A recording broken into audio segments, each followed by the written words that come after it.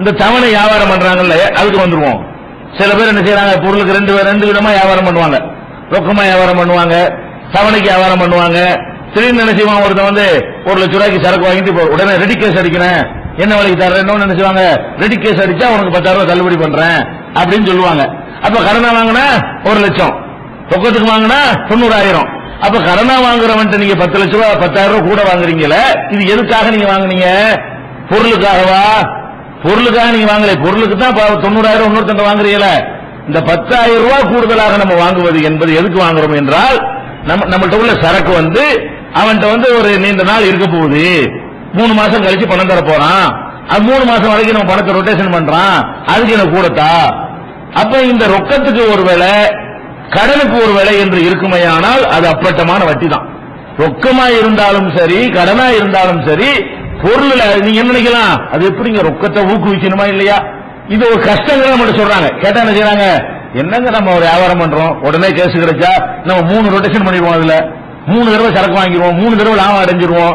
அவன் கடன் வாங்கிட்டு போட்டு 3 மாசத்துக்கு தந்தான்னு சொன்னா அதுக்கப்புறம் தான் ரொட்டேஷன் பண்ண ஏழு பணம் ரொட்டேஷன் ஆக கூட ஒரு லாபம் இருக்கத்தானே செய்யுது. ஒரு காரணத்தை சொல்றாங்க. இது காரணம் சரியா இருந்தாலும், வட்டியை நியாயப்படுத்துறதுக்கு இந்த மாதிரி சில காரணங்களை சொன்னாலும், மார்க்கத்தினுடைய தடை தெளிவா இருக்கும் போது நம்ம இந்த காரணத்துக்காக மார்க்கத்தை வளைக்க கூடாது. மார்க்கத்தில் வந்து கடனுக்காக கூட வாங்காத, உனக்கு அதனால பாதிப்பு மாதிரி தெரிஞ்சாலும் சரிதான், மனிதாபிமானமா நடந்துக்க, இல்லாதவனும் முளைச்சிட்டு போறான், ரொக்கத்துக்கு உள்ளதை நீ கடனுக்கு கொடுத்துடலாம். அதே நேரத்தில் பொருளுக்கு 2 விலை விற்கிறது மார்க்கத்து தப்பு கிடையாது. சில பேர் அப்படி நினைச்சிட்டு இருக்காங்க. ஒரு ஆள் வருவாரு, நான் 50 ரூபாய்க்கு விற்பேன், இன்னொரு ஆள் வருவாரு, எனக்கு சொந்தக்காரா இருப்பாரு, அவர் 45 ரூபாய்க்கு கொடுப்பேன், இன்னொருத்தர் ரொம்ப வேண்டியவரா இருப்பார், சும்மா கூட கொடுப்பேன். அவருக்கு சும்மா இருக்கு, எனக்கு சும்மா கேட்க முடியுமா? ஒரு வியாபாரி வந்து ஒரு பொருளுக்கு உள்ள லாபத்தை வந்து வெட்டு கொடுப்பான், சிலருக்கு லாபத்தை வாங்குவான், சிலருக்கு அசல் இருந்தா போதுமா, சில பேருக்கு அசல இல்லைன்னு சொல்லுவான். இதுல நீங்க என்ன கவனிக்கணும், கூட வாங்குறது தப்பு கிடையாது, கடன் என்பதற்கு கூட வாங்கினானா இதுல நீ எதை கவனிக்கணும், இவற்றை 40 அவற்றை 50 வாங்கினா இந்த 50 வட்டினா வட்டி கிடையாது, இந்த 10 ரூபாய் கூட வாங்குற வட்டினா வட்டி கிடையாது. இது வந்து கடன் என்பதற்காக அவர் வாங்கல, ரொக்கத்துல வாங்குறாரு. இவரு 40 ரூபாய் கையில கொடுக்கிறார், அவர் 50 ரூபாய் கையில தான் கொடுக்கிறாரு. எதுக்காக கூட வாங்கக்கூடாது? நல்ல விலை கூட வாங்குவது தப்பு கிடையாது. எதற்காக கூட வாங்கக்கூடாது என்று சொன்னால், டைம் அதற்காக வேண்டி, என்னுடைய காசு உங்கள்கிட்ட 4 நாள் இருக்கு அதனால கூட, அது வந்துடக்கூடாது. பிக்சட் ரேட் இல்லாதவங்க நம்பிக்கை இழந்துருவாங்க, அவனுக்கு கூட எனக்கு குறைய நீங்க போக கூடாது அப்படிங்கிற மாதிரி வந்து வியாபாரத்துக்கு வேண்டா அது நல்லது இல்லைன்னு சொல்லலாமே தவிர, மார்க்கத்தில் ஏதாவது தடை செய்யப்பட்ட ஒரு அம்சங்களை வருமானு கேட்டா வராது, சும்மா கூட கொடுக்கணும், அது மாதிரி தான் அது. அப்ப அது இதுல தவறு கிடையாது. அதே மாதிரி வந்து ஹோல்சேலுக்கு ஒரு விலை, ரீட்டைலுக்கு ஒரு விலை கொடுப்போம். 10 வாங்கினா இது வந்து 20 ரூபா, 1 வாங்கினா 25 ரூபான்னு சொல்றோம். இதுல 5 ரூபா ஒருத்தர் கூட வந்துரும்ல.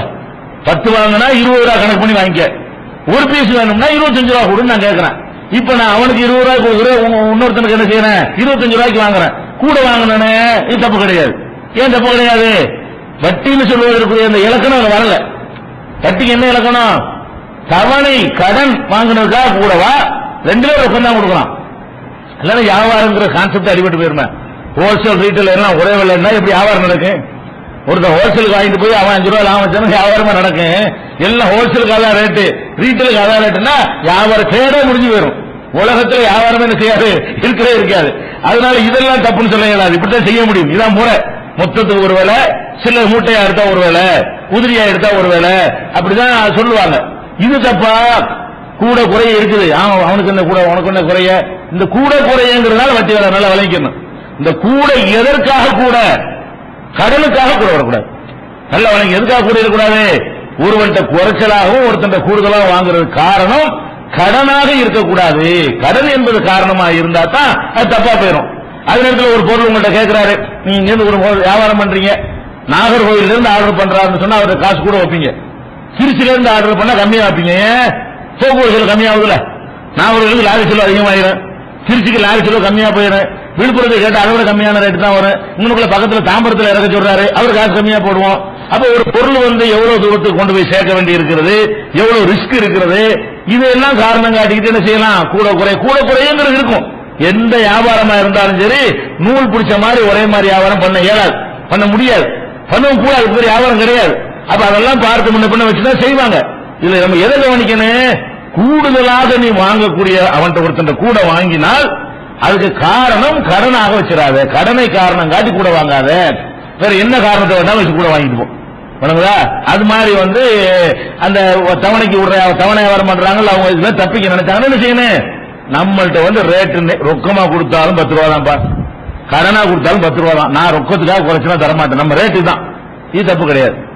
ஒரு டேபிள் ஃபிரிட்ஜ் இதெல்லாம் கடனுக்கு விற்கிறாங்கல்ல, தவணை வியாபாரம் பண்றாங்கல்ல, அவங்க என்ன பண்ணுவாங்க, ரொக்கமா கேட்டோம்னு சொன்னா 20,000 ரூபாய்க்கு வாங்கிக்கிறங்க, கடனா கேட்டீங்கன்னா 24,000 ரூபாய் கொடுங்கன்னு கேட்கறாங்கல்ல. நீ ரொக்கமா கேட்டா 24,000 போ, நம்ம ரேட் 24,000 ரூபாய் தான், நீ கேஷ கொடுத்தாலும் 24,000, எனக்கு அவ்வளவுதான் வேணும் போ, நான் அவ்வளவுதான் நிர்ணயிச்சிருக்கேன் லாபத்தைன்னு சொல்லிட்டீங்கன்னா அது ஒரு பஞ்சாயத்து கிடையாது. என்ன ரொக்கத்துக்கும் தவணைக்கும் ஒரே ரேட், ஒருத்தங்க ரேட்டுக்கு மார்க்கத்தில் அளவு சொல்லல, 20,000 ரூபாய்க்கு இவ்வளவுதான் லாபம் வைக்கணும் லிமிட் பண்ணி இருந்தா மார்க்கத்தை மீறான்னு அர்த்தம். மார்க்கத்தில் வந்து ரசூலுல்லாஹ் கூட முறையிடுவாங்க, சஹாபாக்கள் ஒரு உணவு தட்டுப்பாடு வந்தவன யார சொல்லலாம் இருப்பாங்க, அல்லாஹ்வுடைய தவிர இந்த விலையை வந்து கண்ட்ரோல் பண்ணிருங்க, கத்திரிக்காய் இவ்வளவுதான் விற்கணும், கோதுமை இவ்வளவுதான் விற்கணும்னு சொல்லி என்ன செய்யுங்க, அது நிர்ணயம் பண்ணுங்க. ரசூலுல்லாஹ் சொல்றாங்க, நான் யாருக்கும் அநீதி இழைத்தவனாக அல்லாஹ்விடத்தில் செல்ல நான் விரும்பவில்லை. உற்பத்தி பண்ணிட்டு வர்றான், அவனுக்கு அந்த வழி அவனுக்கு தெரியும். ஒரு விவசாயி வயல்ல கிடந்து காஞ்சி கஷ்டப்பட்டு என்ன செய்யறான், அரிசி அறுத்துட்டு வந்தான்னு சொன்னா இடையில போய் நுழைஞ்சிட்டு என்ன செய்யறது, நீ இந்த ரேட்டுக்கு தான் விற்கணும், அவனுக்கு எதுவும் அந்த வழி.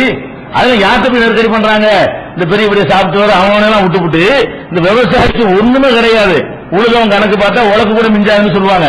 அந்த மாதிரி ஒண்ணுமில்லாத ஒரு இதை செஞ்சு அல்லாஹ்வை நம்பி என்ன செய்யறான், கடவுளை ரொம்ப நம்பி ஒரு விவசாயி ஏதாவது செஞ்சுட்டு வந்தான்னு சொன்னா அவன் நெல்லுக்கு நிர்ணயிக்கிறது, நீ நெல் 100 ரூபாய்க்கு தான் விற்கணும், அப்ப நெல்லு 100 ரூபாய்க்கு மற்றதெல்லாம் நிர்ணயம் பண்ணியா, ஒரு பிரஸ் அது மாதிரி வச்சு ஒரு பேஸ்ட் மாதிரி நிர்ணயம் பண்ணி அவனால பண்ண இயலுமா, இதுல எல்லாம் கொள்ளை அடிக்கிறான். சோப்பு ஷாம்பு எத்தனையோ ஆடம்பர பொருள்கள் உற்பத்தி செய்யறான், அவங்ககிட்ட போய் ஒன்று அடக்கம் என்ன 3 ரூபா அடக்கமா 10 ரூபாய்க்கு கேட்டியா, ஒரு பிரஸ் 50 காசு அடக்கமாவா இல்லையா, அது ஏன் 10 ரூபாய்க்கு விற்கிறான், 50 காசு அடக்கமா வர பொருளை 10 ரூபாய்க்கு விற்கிறான், அது போய் கேட்க நாதி இல்ல. அப்ப 20 ரூபாய் அடக்கமா வர பொருளை 200 ரூபாய்க்கு விற்கிறான், அது போய் கேட்கறதுக்கு ஒரு நாதி கிடையாது. இவன் கஷ்டப்பட்டு உரம் போட்டு அது போட்டு எல்லாம் செஞ்சு மழையிலிருந்து அழிஞ்சு நாசமா கூட போயிடும். அவன் கஷ்டப்பட்டு விவசாயம் பண்ணிட்டு வந்து அவனுக்கு போய் என்ன செய்யறது, நீ வந்து 100 ரூபாய் நெல் அதுக்கு மேல வச்சுன்னா அவனுக்கு பிடிச்சி உள்ள போட்டுறான். யார இந்த ஏழை விவசாயிகளுடைய வயிற்றுல உலகம் முழுவதும் எல்லாரும் அங்கதான் அடிக்கிறாங்க, உலகம் முழுவதும் யார் வயிற்று அடிக்கிறாங்க, இந்த விவசாயி தான். விவசாய பொருள்கள் தான் போய் என்ன செய்யறாங்க, கையை வைக்கிறாங்க. கரும்புல போய் கை வைப்பாங்க, நெல்லுல கை வைப்பாங்க, கோதுமையை கை வைப்பாங்க அப்படின்னு சொல்லி அவனுக்கு வந்து சலுகை செய்ய வேண்டிய, அவன் இறங்கலன்னா நம்ம சொல்றதும் கேட்காது. அதுல வந்து கூட போய் அவன் சம்பாரிச்சு ஒரு விவசாயம் பண்றான், அதன் மூலம் கோடீஸ்வரன் ஆகணும், அதான் உண்மையான சரியான பொருளாதாரம். அதுல உழைக்கிற உழைப்பு வேற எதுலையுமே கிடையாது.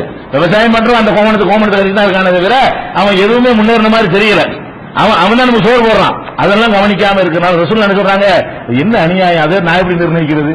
ஒரு விவசாயி வந்து அவன் கஷ்டப்பட்டு உழைச்சிட்டு வர்றான், அவனுக்கு இதான் அடக்கமாகுதுன்னு வச்சு என்ன செய்யறான், 4 ரூபான்னு வித்தான்னா வித்துட்டு போறான், அதே நான் போய் அநியாயம் பண்ணனு.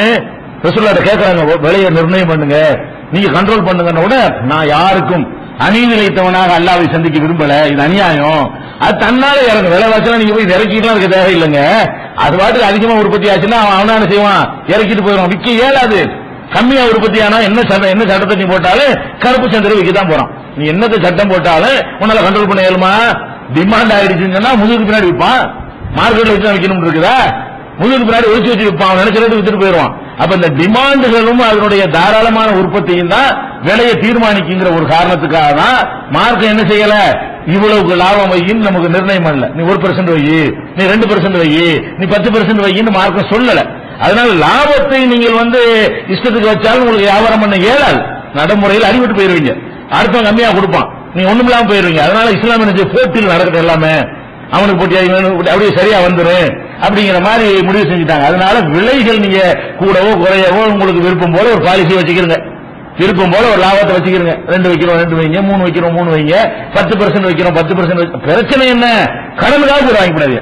உங்களுக்கு சரி மாதிரி பட்டாலும் கடவுள சரி மாதிரி நம்ம காசு 3 மாசம் ரொட்டேஷன் பண்றான், இவனோட ரொட்டேஷன் அப்படிலாம் நினைக்கிறீங்கல்ல, அது சரி மாதிரி பட்டாலும் அல்லாஹ் தடுத்திருக்கிறது வேண்டாம், அல்லாஹ்வுடைய ரசூல் தடுத்தது வேண்டாம்.